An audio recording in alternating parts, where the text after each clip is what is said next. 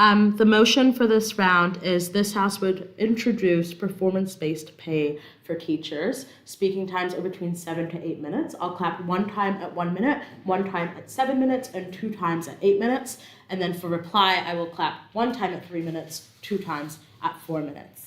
I welcome up the first speaker of the affirmative team to open up the debate.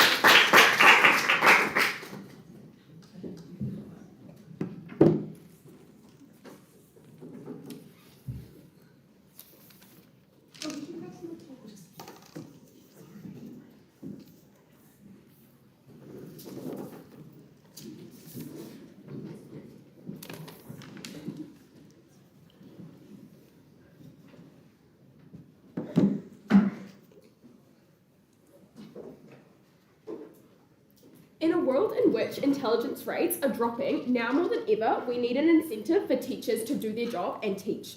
4 key things to do in this speech. Firstly, on some setup, then a point on incentives for teachers, then a point on improved quality of education, and finally a point on students. Firstly, on some setup. We believe that this will exist as bonuses at the end of the year instead of like an increase in salaries. It's going to look like getting a bonus. We think that this will be done based on test scores and like random evaluation. Note that this is not like different to the status quo. Like we still see like evaluations like happening in classrooms and stuff like that, and teachers being evaluated. But this way, like teachers are actually getting benefits from doing it. So we want to like characterize teachers. We think that like majority of teachers don't actually teach for like the love of the job or like we have been like taught to believe. Those that like can't do teach. Like we kind of have this understanding in society. We think that people like go into teaching because they need a job, because like they like got a degree in like cultural anthropology and now they're like, there's literally no job for me to go into. I guess I'll go teach now. We think that they like can be really lazy. Like we see like a rise in like using AI. We think that some teachers just like adopt the mentality and actually like tell their kids that they're like, oh, if you fail, I'm still gonna get paid, so like it's fine, it doesn't matter. We think that this is a spectrum. We think that like some teachers are really good at their jobs, but most don't care. Like usually when we hear people talking about their teachers, they're like, I had one teacher that was like so amazing and so good and like supported me so hard, but everyone else, like none of the other teachers understood me. None of the other teachers were like doing anything to like really get me to like succeed. It was just like the one teacher. So majority of teachers are just kind of like going about their day and stuff like that.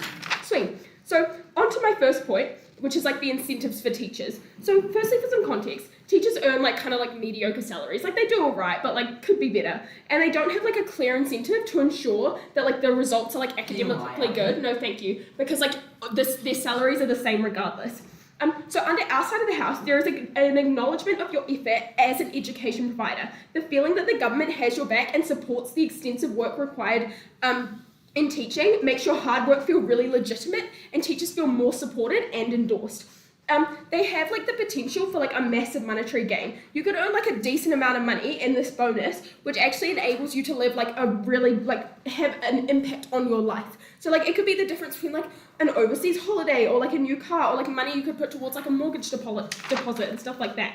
So beyond additional luxuries, it can entice like people with like PhDs, so like professors or researchers, to get a job in educating, like in high school or even in primary school, because teaching becomes like a viable job that actually competes with their career as a lecturer. So often the people that want to slow down and go into like a different, like less academically demanding career, but would otherwise be like prevented from doing so because of like a financial concern, we actually have the incentive for them to do so, which means better education because these people are like more intelligent because they have PhDs, better education for high school students. So teachers who are already hardworking feel like mandated to like continue providing for their students because it like becomes more financially responsible and like reasonable for them to do so. So the outcomes of this is that teaching appears as a more reasonable career to like enter and remain in. This is really important because we do have like a decrease in teachers at the moment. Like we need teachers and stuff like that, and we need good teachers too. And people like are going to be better teachers when they're getting money for it. And then they gain like financial and emotional validation from the government. So the impacts of this is that it's certain that they care a lot about money because teachers are often like younger, they might be like ambitious and stuff like that.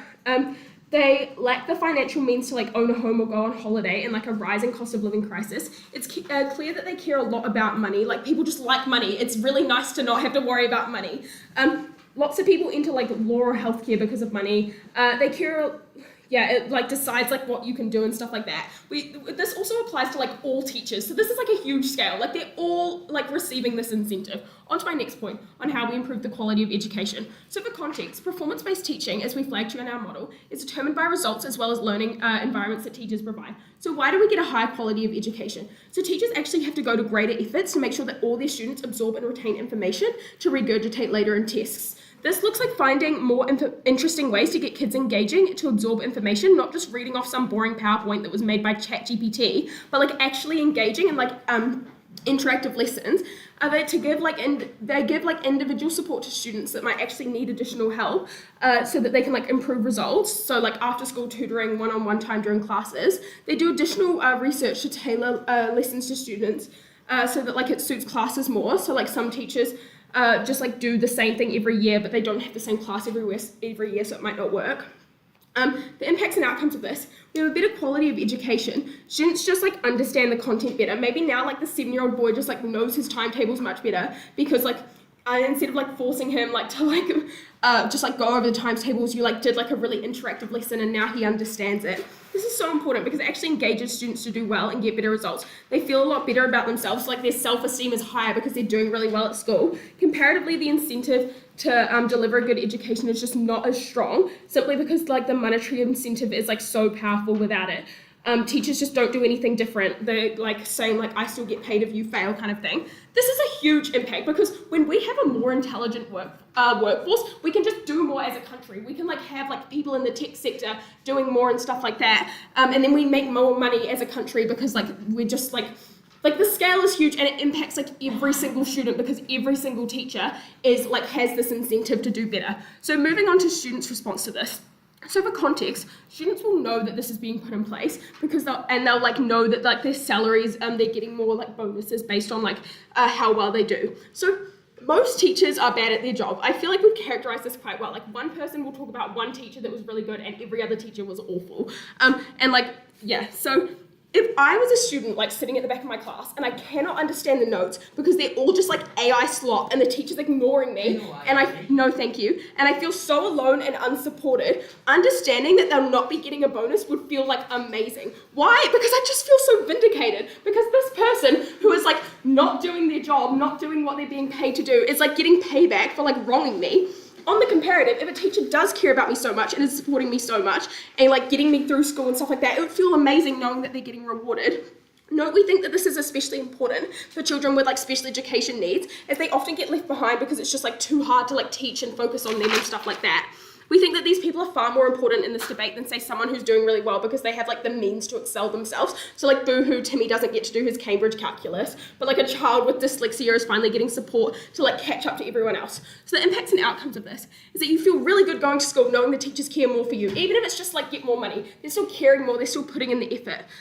You will work hard for teachers you love and like not so hard for terrible teachers. We support this. Screw the bad teachers. They can have their bad test grades. Like what? Like we want the good teachers to get the bonuses. We can weigh this really highly because most students fall in that middle to low achieving, like at spectrum and stuff like that. So maybe a few students don't get their Cambridge physics work, but like whatever, they'll probably still be fine. They'll probably still go on to be astronauts. Like these are smart kids. Also in New Zealand, we have no way of like firing teachers unless there are like health and safety concerns and stuff like that. So like this way, there's actually kind of like a means to like differentiate between the good teachers. We also think that like smarter subjects, like harder subjects and stuff like that, weigh each other out because more intelligent kids take harder classes, which is like gives them like lower grades because they're harder, and then easier like classes are taken by like less intelligent kids, but they get lower grades because they're not as intelligent. So yeah, all being said, this is really great. Thank you.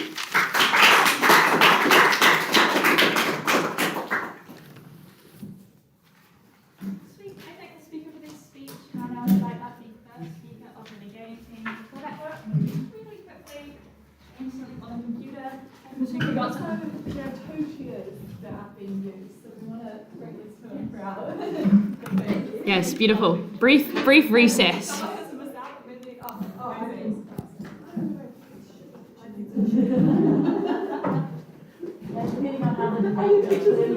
Yes, there are. I don't believe what I said. It's check the live stream. I know you read the live stream.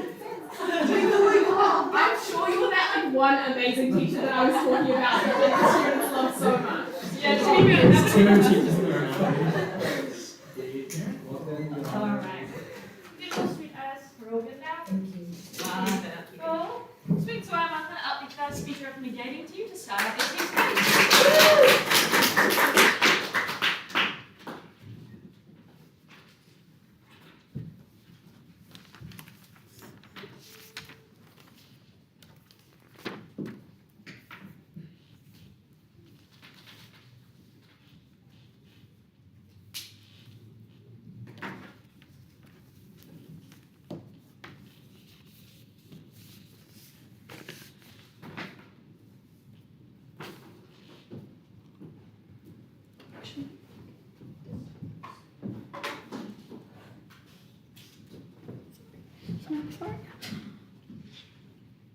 When a bonus is the next mile push for you to be able to install a down payment on your mortgage, that is when teacher incentives change dramatically, and that's what pushes you to drive and become convoluted and discern the meaning of being a teacher and therefore your responses. Four things to do in this speech then. Firstly on rebuttal, secondly on setup, thirdly on the impact on student outcomes, and fourthly on teachers. Firstly then on setup, I think what would we prefer the status quo to look like? We would prefer maybe the rise of teacher pays altogether rather than you receiving a bonus, because on the comparative, once you get that, you like increase inequality, and I'm going to prove this further down the line. Firstly then integrating it with my rebuttal. What do teacher incentives look like? I don't think teachers ever go into the field thinking that they're going to make huge exorbitant amounts of money, right? I think you know that you're not going to make the most amount of money. You know that the next finance bro is probably always going to be richer than you. But then secondly, on the point about how people with PhDs are now going to be pursuing teaching. I don't think I think this is largely an egregious claim, because why would people that have spent years upon years pursuing their PhD now go want to be a teacher who maybe gets a bonus per year depending on the role that they do in their job? This is an extremely unsecure financial position to be able to take. Instead, what they're likely to do is just go to a biotech company that's probably going to appreciate their pay year on and year out. On their side, you get no tangible benefit. Firstly, then, just on the impact of the student outcomes. Firstly, on the context, I think firstly, students have a lot of pressure on them already. They probably want to do quite well in school and want to have really good performance. But on top of that, when you have a teacher lingering over you, they now also want you to be doing really good because their paycheck or their bonus now depends on it, and the next financial mean that they have now depends on it. They're likely to push you even further, right? Why is this harmful then? I think performance isn't a one-based all factor.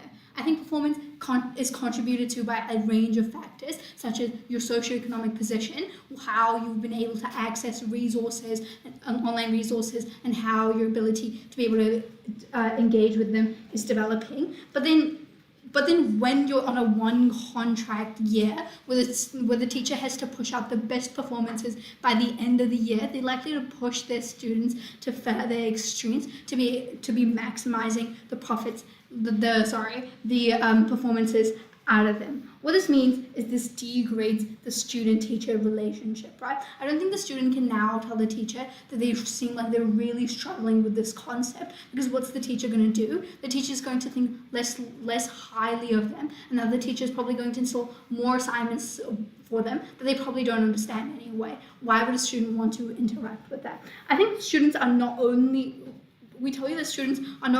affected really highly by the pressure they have with their pathways. Why is this important, and what is the impacts of this? I think, what does this look like? When you think a student is doing particularly bad, you're likely to give them more reprimands. You're likely to tell them, hey, I recommend you come to these classes, but if you don't, you're probably going to face repercussions for this. You're probably going to face detentions that now show up on your profile when the universities now click onto it. This reflects badly on you. Why is this true?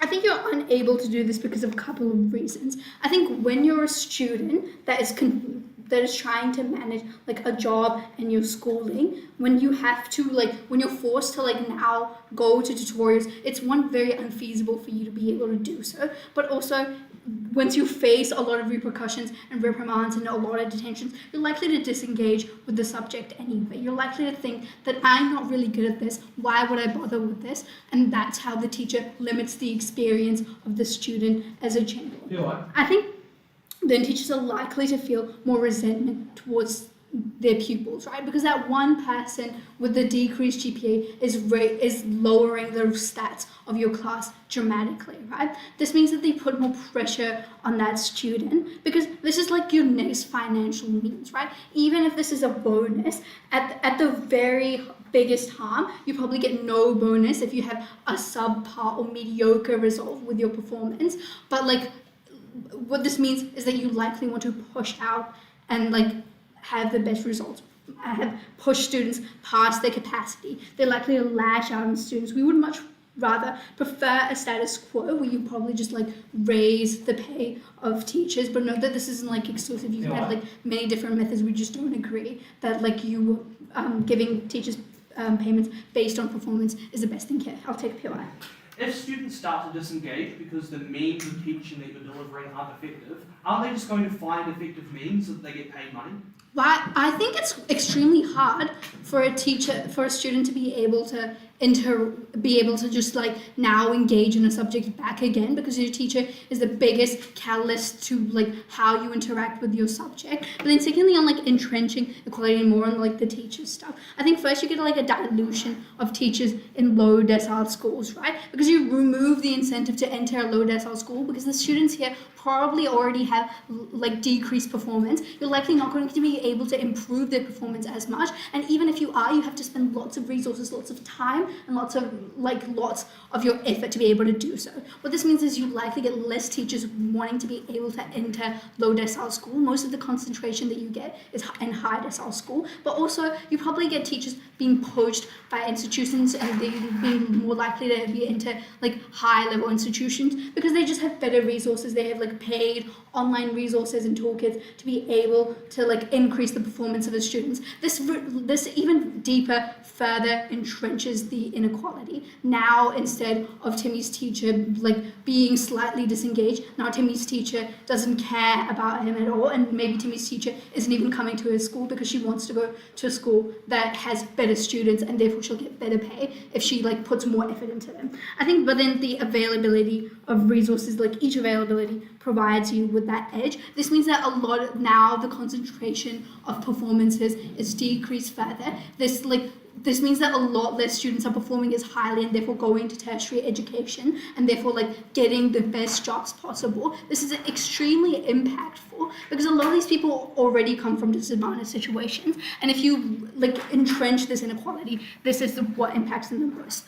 But then on teachers, I think the financial security point here is that you like probably put more pressure and burnout on these teachers because your entire bonus is contingent on this. You probably have a very low like base salary, right? And that's how it shifts your incentive. But then also you get a toxic work environment where teachers have to now compete with their colleagues. They're less likely to share their resources. Instead of you like sharing your findings with your teachers, you're more likely to preserve them and keep it for your class. So your class is the best performance rates possible because there's only so many people in the percentile that can get the best results possible. And so that you're likely to be able to preserve that. But also like now maybe the school prohibits students from like entering tutoring sessions with teachers that are not from your class, right? So you're less able to engage in the most amount of information possible. That means that you're even further harmed by this. Whatever the disillusioned reality that F wants to present to you is untrue, so proud to negate. I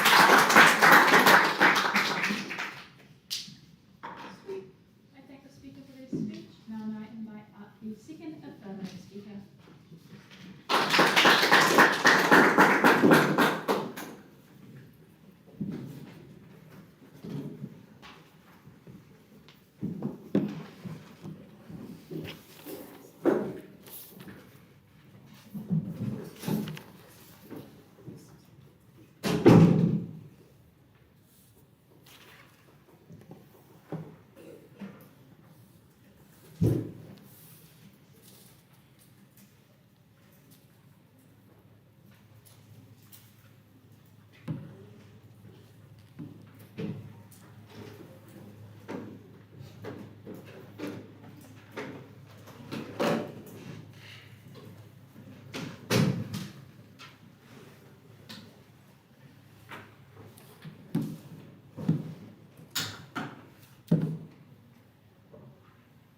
I'm going to do a couple things in this speech. Firstly, I'm going to talk about teachers and why the incentive of performance-based pay is significantly better at getting them to teach better. Then I'm going to talk about the student outcomes and why we think they actually are better under our side of the house. So firstly then on teachers, right? What did we tell you here? We told you that giving performance-based pay is actually a really good positive incentive for teachers in order for them to teach better, simply because of the monetary value. People value money very highly within their lives, right? Not that their counter model that they presented us was simply that we just simply pay teachers more. No, we think that this just doesn't change their incentive to work harder, right? Because if all the teachers are getting their pay rise, that literally just means that they don't have to change the ways in which they teach. What's uniquely different about performance-based pay then is the fact that it is based on their performance. That means you actually do have to get your results right. But also then, I'm gonna break down the group of teachers, right? Because they're not all the same person. They don't go into teaching for the same reason. They exist on a spectrum. And this is my substantive contribution to this debate. So then, firstly, what are the types of people that get into teaching? I think on one end of the spectrum, on the fringe, you have the people who just absolutely love the job. They get into it because they love children, they want to make a difference in people's lives, and they want to inspire them to chase their dreams. I think these people are the really good teachers that are always going to try their best to help these students, and they're always going to put the maximum amount of effort in to ensure great student results. We think that they're largely unaffected by this performance-based pay, right? Because they just perform the best they can anyway to try and get the results that they can. But then, where do we think the majority of the change actually happens? We think that this happens largely in the middle, right? When some people get into teaching, not necessarily out of the love for it, but simply because sometimes you just need a job, right? And they think that teaching could be a viable career option for them because they already have their degree, they can get their postgraduate certificate in teaching, then they can just become teachers themselves. And we think that these teachers aren't necessarily harmful, but we think that their effort that they put in just simply does not exist to the same level as the people that love teaching. What this looks like then is that when they actually come time to make their lesson plans, they don't put as much time, effort, and energy within their classes. This looks like them just recycling the same PowerPoint every single year for every single class. We think that what's uniquely harmful about this then is that they don't actually try and improve the quality of their teaching. They're simply just trying to get the content done. They're trying to get all the practice tests done and just getting all their students to learn. We think then, why do their incentives change with performance-based pay then?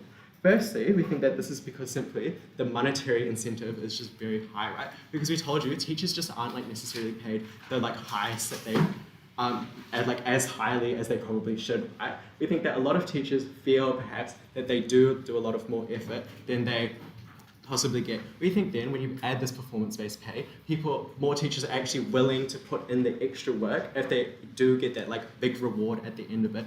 If they are able to bring up their class reading average in the year 5 class, we think that that is really beneficial because that actually changes their incentive. We think that this is really important because simply the issue in education right now is that on average, every single year, every single year group is just underperforming, right? That's why you have kids going into year 9 with the reading level of a year 6. That's why you have numeracy standards just extremely low, right? That's why high school teachers are really overwhelmed with having to just catch up kids on the basics.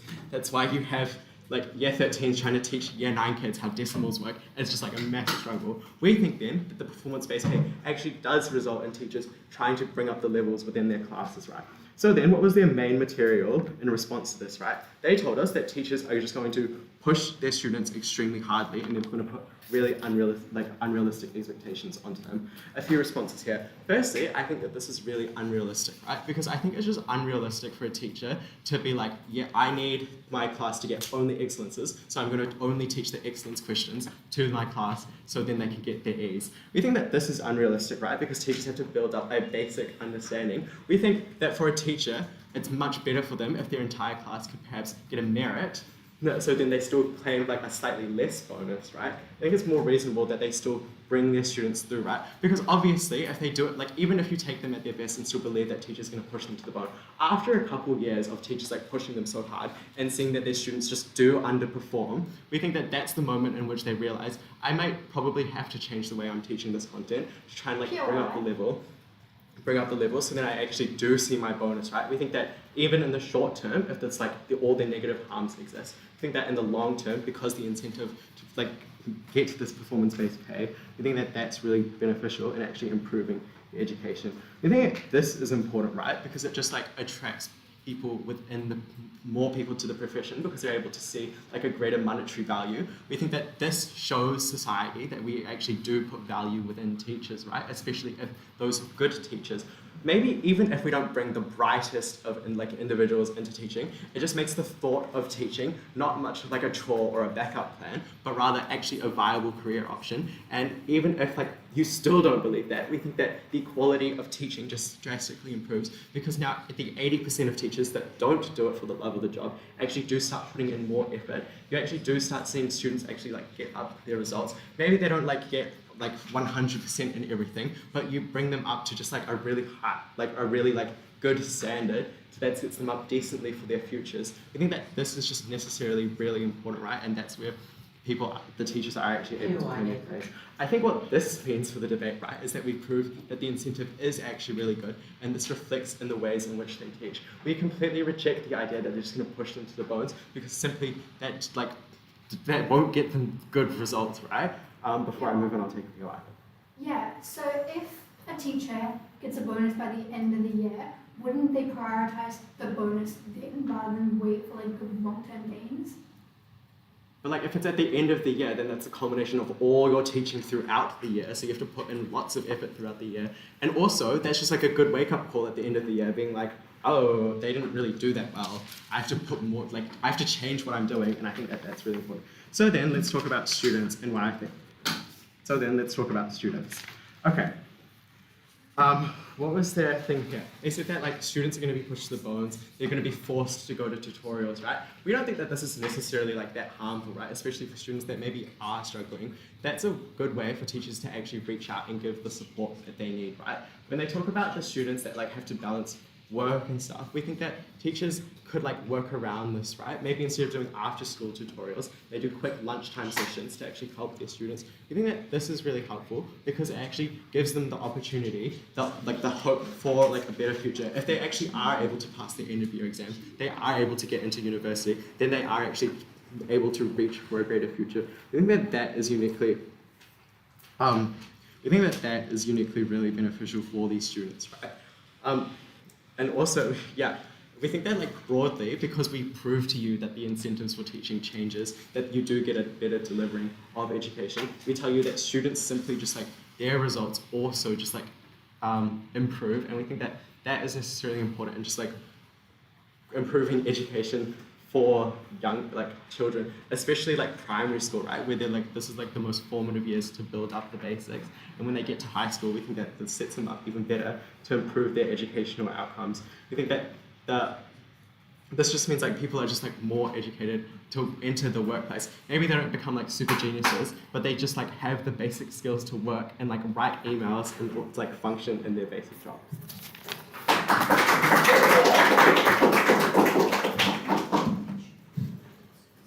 I thank the speaker for their speech, and now invite up the second speaker from the debating team.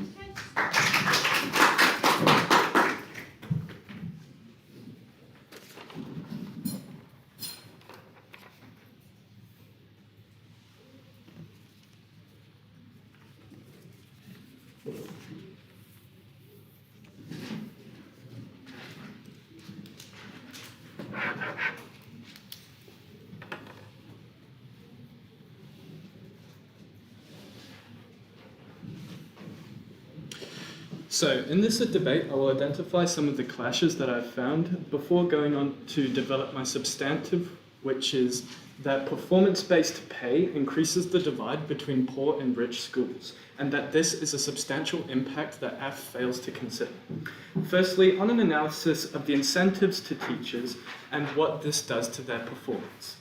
They say that incentives to people like professors and people with PhDs and high performers means that they'll be attracted to these jobs, as they stated in their first, and this means better education. However, firstly, we don't believe that the bonuses AS can claim are significant enough to attract these demographics of PhD professors and high performers, as these bonuses, due to the inherent limitations of government funding, which under the status quo have already showed teachers to be underpaid, aren't enough, even at their best, to inherently incentivize these people to move over. Even if we take them at their best case, they might match the positions that professors already hold at higher paying positions, and that why would they ever take a role at a primary school position where their salary instead isn't guaranteed at that high level and instead lacks security due to factors like sickness, medical leave, and the unpredictability of a cohort of students, depending whether or not they get the security of pay they already have. Therefore, I don't think AF can claim that under their model, higher achieving individuals who are perhaps more capable at teaching are incentivized or attracted to this job. Secondly, they say that students benefit as there is a better teacher. However, something I'd like to state is that AF characterize the people going into teaching, the majority, as those who are there for money and don't do it out of care for children. Therefore, it's way more likely that these pay-incentivized teachers instead push their students past their immediate capabilities in order to maximize their bonus. They responded to this by saying that why would they push them to the absolute bone? Well, even if they don't do this, they'd still be incentivized to push them to the absolute extent that they can with getting away with it, because as they state, they are pay incentivized. Additionally, also, they don't consider how a teacher may just be incentivized to let these students just cheat in order to get these achievements, which then correspond to their bonuses. So, other than this, because they're incentivized to push their students as much as they're capable of, even if they don't work them to the bone, this causes a significant harm to the students that they don't address. This means that they could have mental health or increased stress to these students, which despite even if they claim they have increased academic achievements or performance, there's still the inherent harm of the students' mental health and stress, which might in the long term lead them to just give up. Also, they may form toxic relationships with students who don't perform. In this model, not every student is going to perform. They can't guarantee that. We've already proven that their system doesn't incentivize the absolute best of the best to go in this way.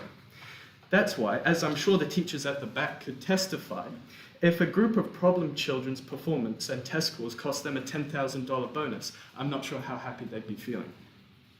Because of this, I think it's way more likely that student outcomes worsen as teachers are incentivized to let them cheat and work them to the extent that would cause them stress.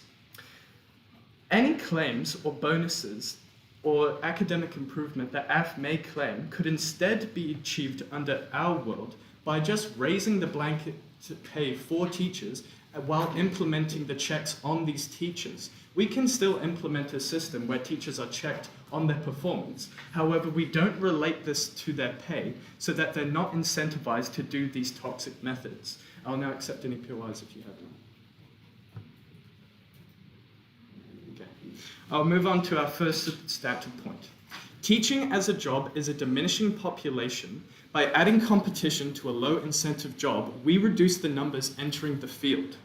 By increasing the possible pay, we don't see an increase of capable people entering the field. As we've already stated, top academic performers and those who may perform well as capable teachers aren't going to be incentivized, as there exist other jobs which they can achieve which offer them better pay and better benefits. Additionally, it is highly likely that a teacher wouldn't be paid more than a performing lawyer or doctor in this circumstance.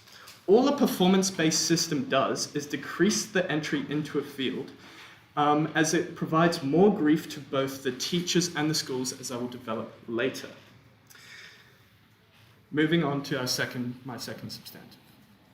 The ones who under AF's worlds with teachers in this system, the security their pay rise or to their bonuses is not secure as compared to the other systems provided. The ones under AF's world who suffer are the students who get into a toxic relationship, are put under stress, or do not have a teacher in their classroom, as I will now state, low decile government schools are disproportionately disadvantaged. By using a performance-based pay system, teachers who are high performers and their students are high performers are now easily accessible to richer schools. Low decile government schools, compared to high decile government schools, have lesser resources like textbooks, TVs, devices, facilities, or extra paid learning resources online. These low decile schools, regardless of teacher involvement, will have a lower baseline performance across students because of the low quality or lack thereof resources. Because of this, teachers won't want to teach at these schools as they are placing a limit on how much they are paid because these students at a baseline will just perform less. This means that poorer school communities and students suffer as the teaching incentive at their school is just lower. This looks like real tangible impacts to the poorer students and these communities in poorer areas as they don't get a good education, they can't get a high-paying job, and they are sentenced to grind paycheck to paycheck.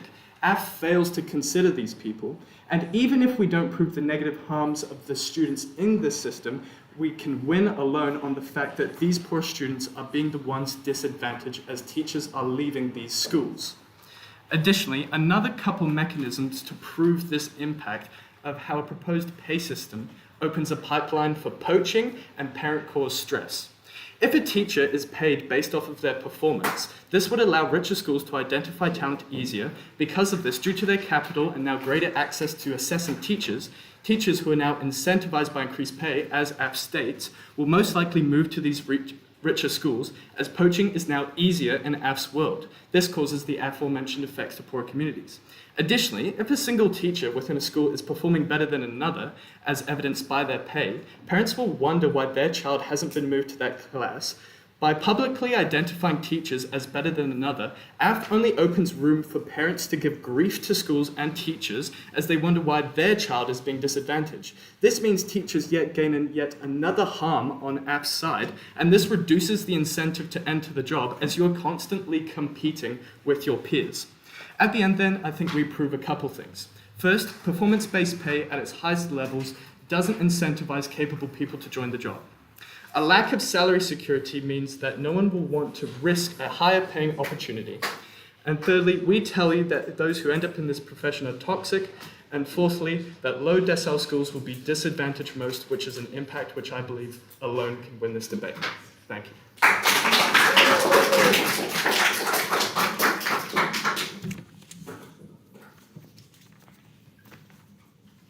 Sweet. I thank the speaker for this speech. Now I'll invite up the third speaker of the affirmative community for this speech.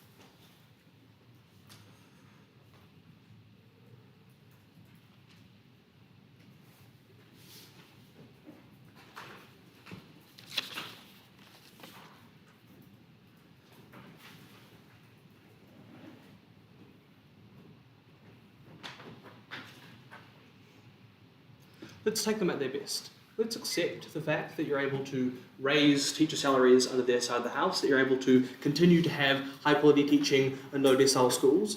What remains unclear is how the existing problem in the status quo is actually being solved.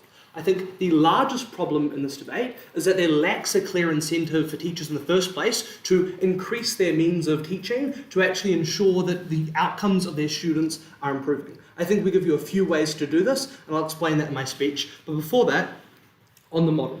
We told you that teachers can earn bonuses on top of their base salary, like additional units for admin jobs that exist in the status quo. That is, if you are an administrator at a school, you're a dean, you're a senior master, or something of the equivalent, it means that you get paid additional units in proportion to the extra work that you do. I think these sorts of payment that we have exist in the status quo. We tell you then that you can go from earning the base salary, which you're able to use to pay for your day-to-day needs, your rent at your house, And you can go from that to earning a bonus, which rewards you for doing the additional work that we think is necessary in order to get the change in academic outcome in the status quo. I think the important context for you to note for this debate, Judge, is that there is a clear problem in the actual academic outcomes that exist in the status quo, and that the negating side doesn't give you any form of policy or alternative to which to solve that. The key thing that they told you is, we'll just raise teacher salaries in the first place. What remains unclear is how the raising of teacher salaries makes them go and do a better job at teaching. We told you throughout the bench, and they gave you the own mechanisation, that is, teachers don't really care about money in the first place. If that is the case, then it's unclear why the policy they choose to implement on the counter model, or the side that they prefer, actually results in a change in the mechanism by which teachers, put effort into teaching their kids. That remains unclear. But we also tell you that it's not exclusive. We're happy to stand for giving teachers additional money if we don't think that it's reasonable under the current cost of living. After the model then, I have two things to talk to you about. Firstly, on teacher incentives, and then on the practical change that occurs. Firstly then, on the teacher incentive. A few things in this. Firstly, they told you that teachers never expect to earn a great salary. I think this is rather demeaning.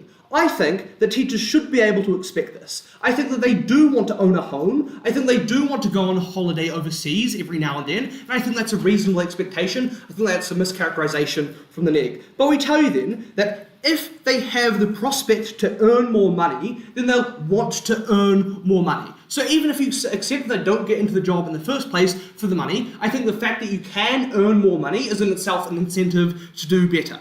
But I also want to whip all of Elodie's content then as to how these people are young, how they probably want to buy a house, how they want to, put money towards a mortgage and the rising cost of living. But then secondly, they gave you the pushback on our content about how PhDs are probably going to be more likely to go into this content. They, past the bluster of the words egregious that they wanted to use, the core mechanisation here was that, there was no pay security within this.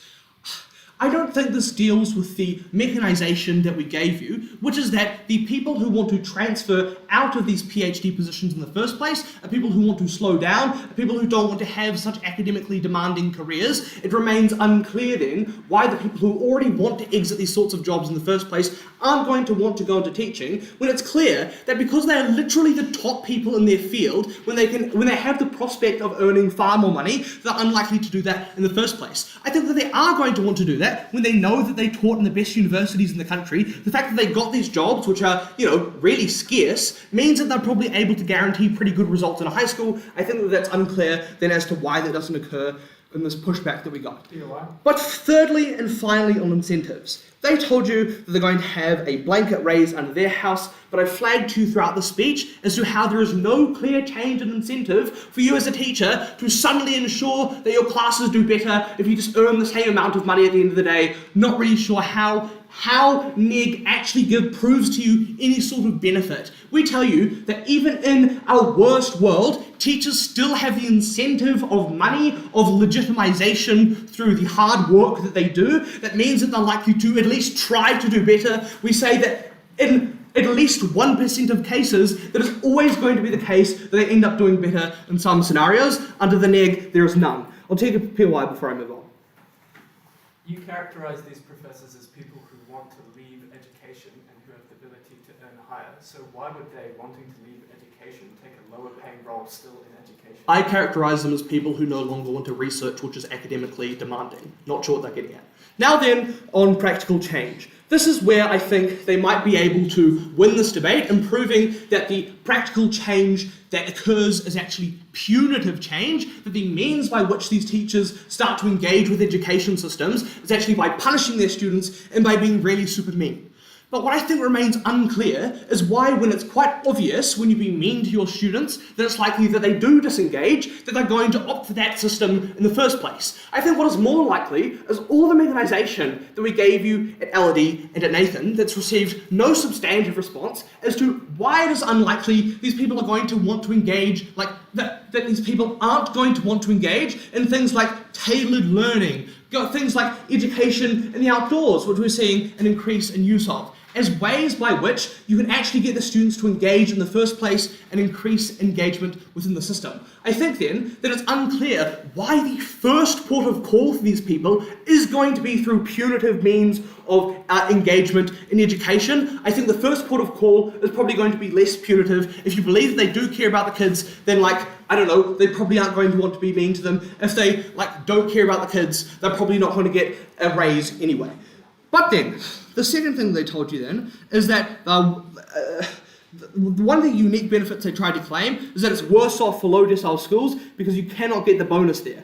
We have a number of responses. Firstly, we tell you that these schools still need teachers. That, you probably live in if you live in Rotorua and there are no other jobs for you in Rotorua, then you're likely to just go work at the school that isn't particularly good because you still need to sustain yourself as an individual. But secondly, we tell you that there just aren't infinite jobs. Thirdly, we tell you that it's bad under both sides of the house. What is worse, when you have no incentive to teach well, or when you actually have some financial incentive to bring these people out of, performing really bad in education? But fourthly, we tell you that, we provide some incentive to do better. Then they told you that they can just make kids cheat. This came out pretty late.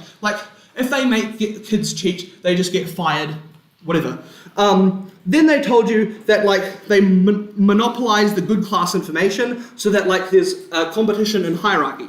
We tell you that through regular checkups, administration staff HODs can actually check teaching methods and see that they're effective and publicize that information throughout the school, probably because they want all the kids to do really, really well. Then they told you that teachers will be mean, they'll be punitive, they'll use detentions and mandatory lessons, these sorts of things. One, we don't think this is going to be how it works. If students disengage, then the students just won't get the bonus. Not sure why they'd want to do that. Secondly then, we tell you that the more likely scenario that we told you is that you have tailored learning plans that ensure that you can do better in education. At the end of this, you have to think, which side actually provides any signalling mechanism for teachers to do any better? I think it's side F.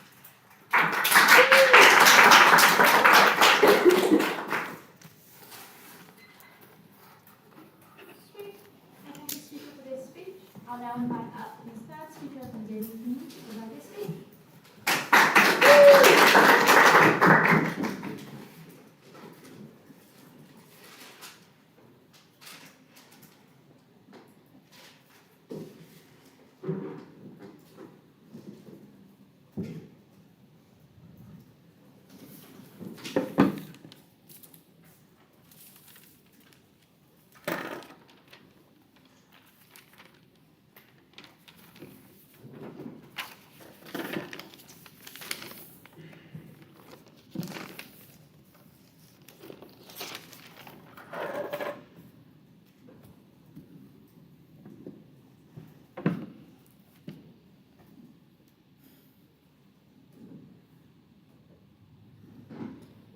If the problem is that we need better teaching because teaching isn't up to scratch, then there are other ways of actually getting better teaching.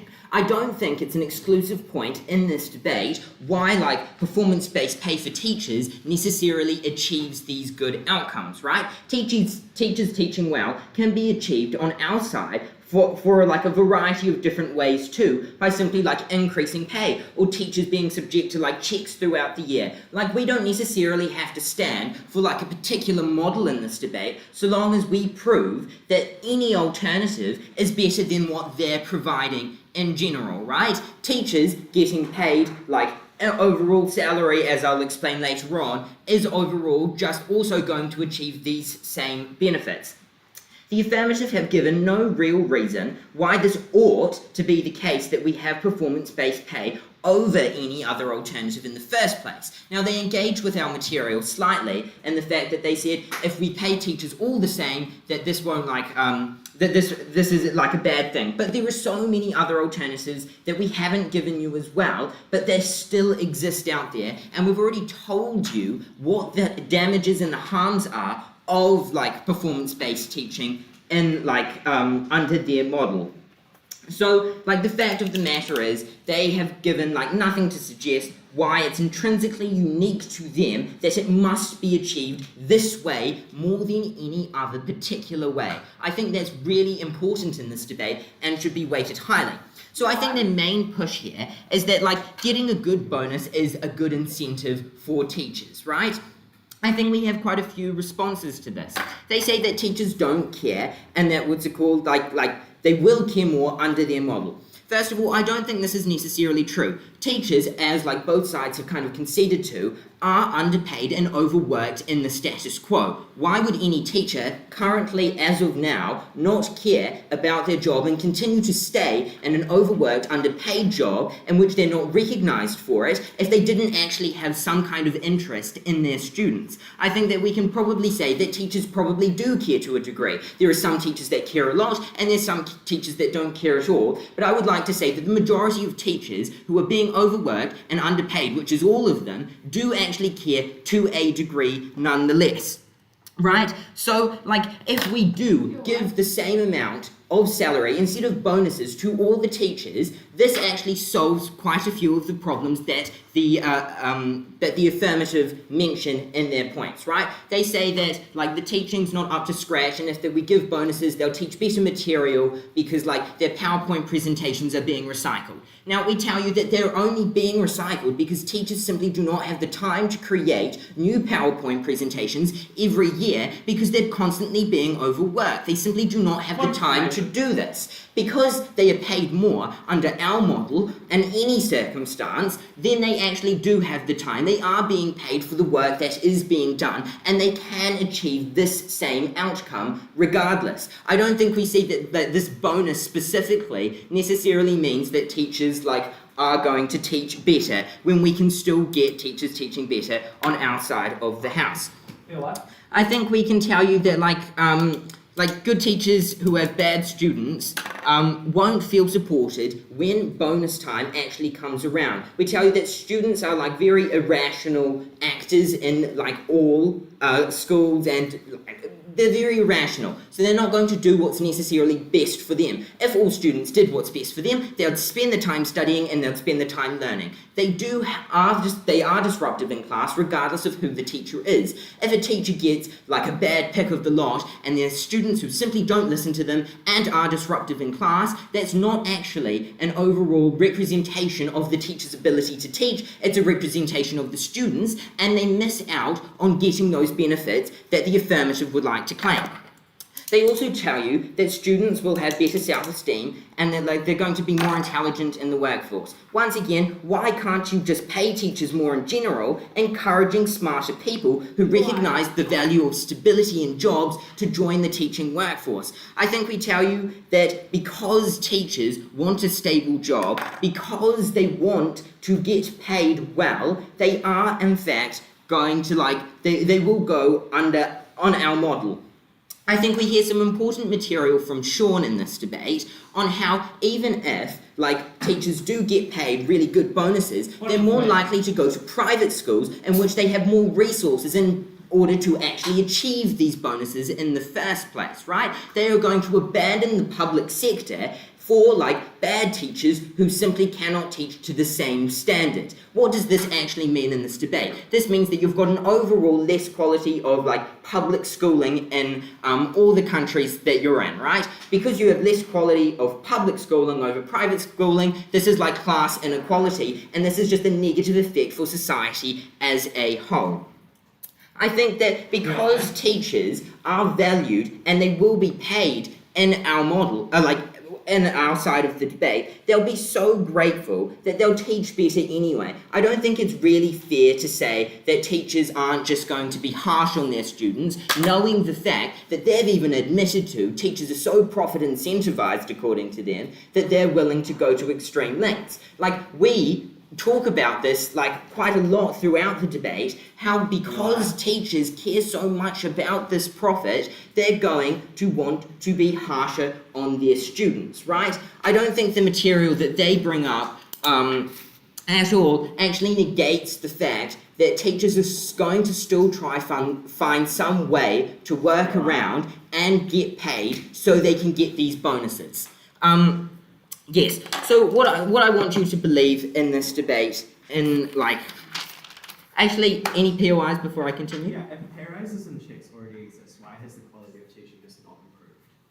Right, so we're not saying they do exist, we're saying that there are alternatives to actually having like performance-based pay. Performance-based pay has problems. I think we tell you that performance-based pay has problems in the fact that like it puts pressure on the students, it's harsher on the students. Teachers see students in a more negative light. We've explained this throughout the debate. Teachers are underpaid and exploited, undermined. People won't want to become teachers. I think these are the negative harms we get on this side of the debate. Even if you're not willing to buy that on our side you get any benefits, I think you can in fact concede just a tiny bit that you do get harmed from having performance-based pay. I think this is what this debate really hinges on, is the fact that regardless or not of whether you believe that teachers should be paid more or like whether they should get performance-based pay, is that there are negative effects of this, and this is why they lose the debate. Because these effects are so impactful and so negative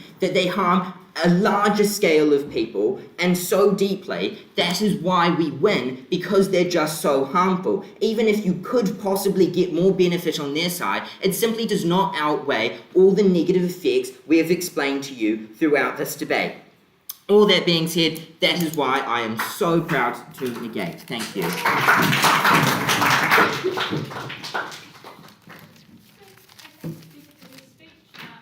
customary, we reverse the speaking order, and I'll invite up the leader of the negating team to give their reply.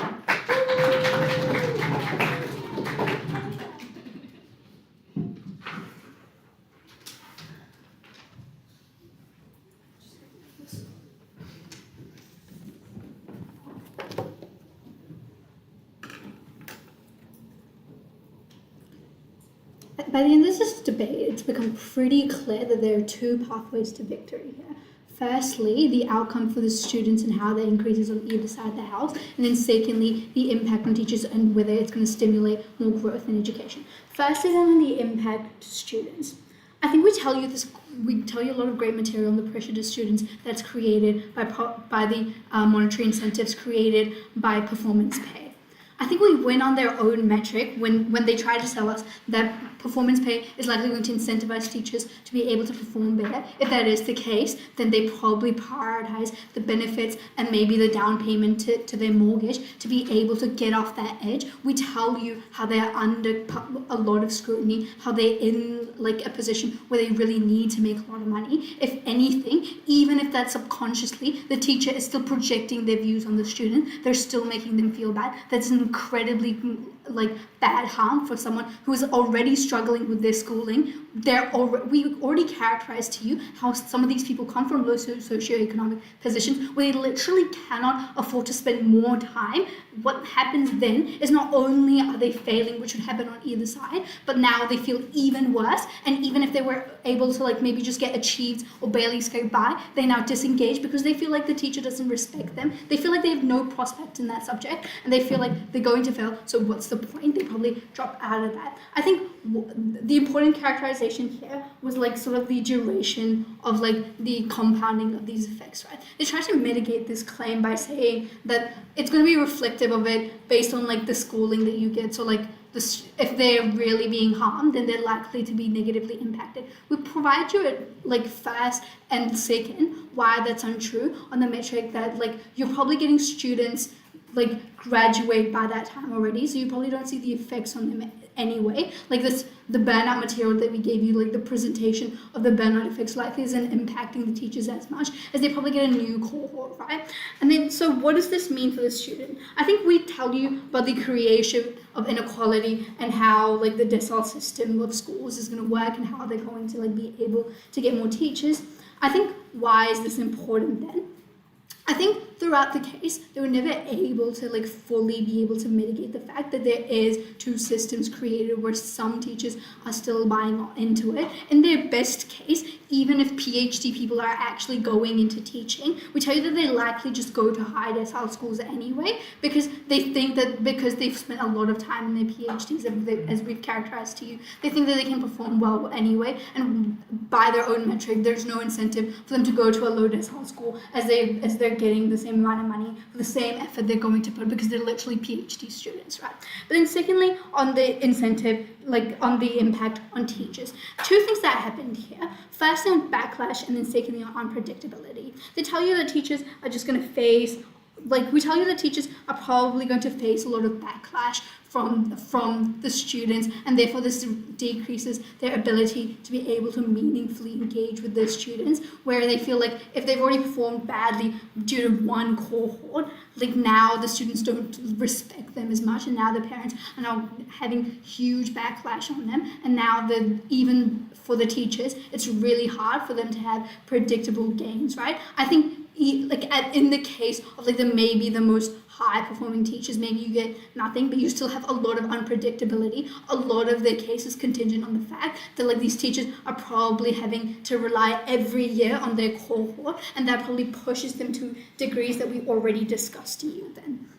I think at the end of the point, how does this matter in this debate? Because you actually just get a hollowing out of the career where it doesn't hold as much meaning anymore, because you're not able to provide the best outcomes for the students. This is how we win the debate. I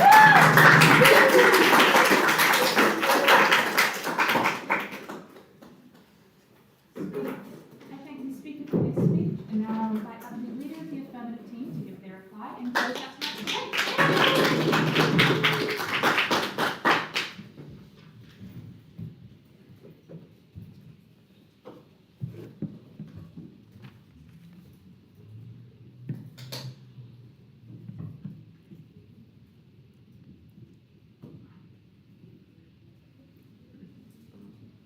I think we can split this debate up into two key areas. Firstly, on teaching incentives and why they necessarily improve under our side of the house and why that's so beneficial. And then we're going to talk about the downstream benefits of actually the improved education and why that is so important. So firstly then, on teaching incentives, we told you that this performance-based pay actually changes the way in which teachers are incentivized to operate. We think that I gave you so much analysis why this was really good at swaying 80% of teachers who may necessarily don't put in go the extra mile to make sure that their students are just loving their class and engaging, right? I think that this is really important because it actually gets them to put more effort in to try and get them to engage. Maybe they make their physics classes more fun rather than just reading a PowerPoint about inertia, but they get them spinning on their chairs with their arms out and arms in to show them how the inertia actually works, right? I think that that's really good, right? Because you actually get changes to the ways in which teachers teach. But also, what was their main pushback on that, right? They told us that this isn't a good way to change incentives, but note that their only way that they tried to explain that they get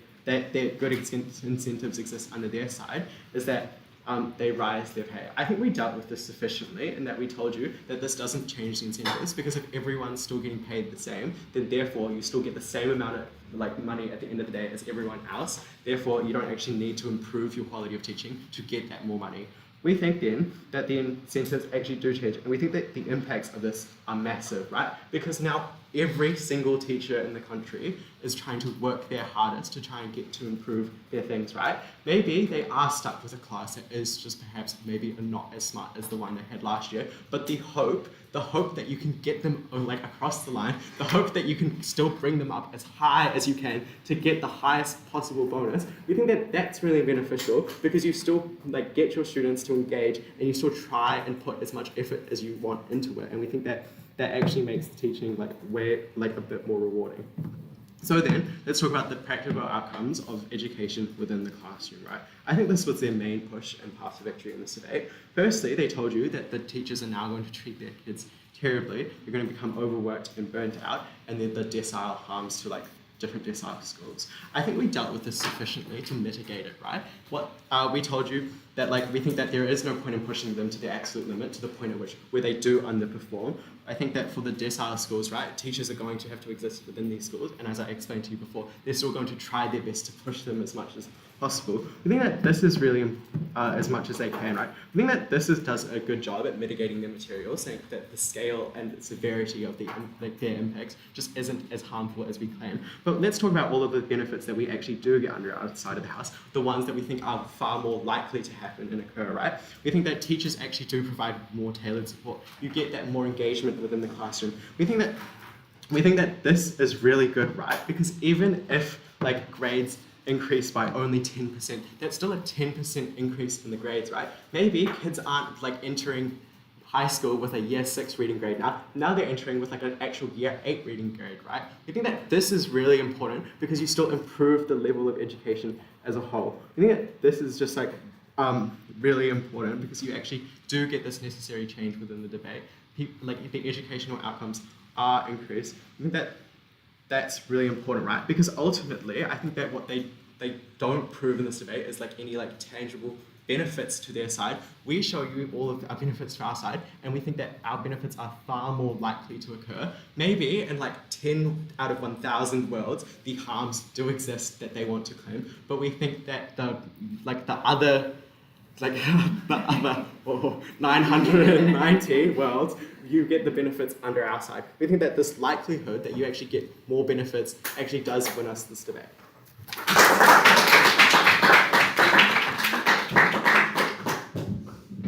yeah, I thank the speaker for their speech, and I thank everyone for all of their wonderful speeches. It was a really lovely debate. I now invite you all to look forward, shake hands, and we will all get outside on a lovely day. Good job, guys.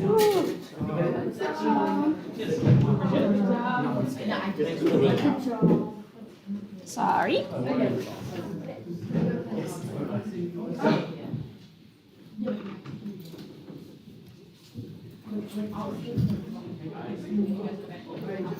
Oh, right.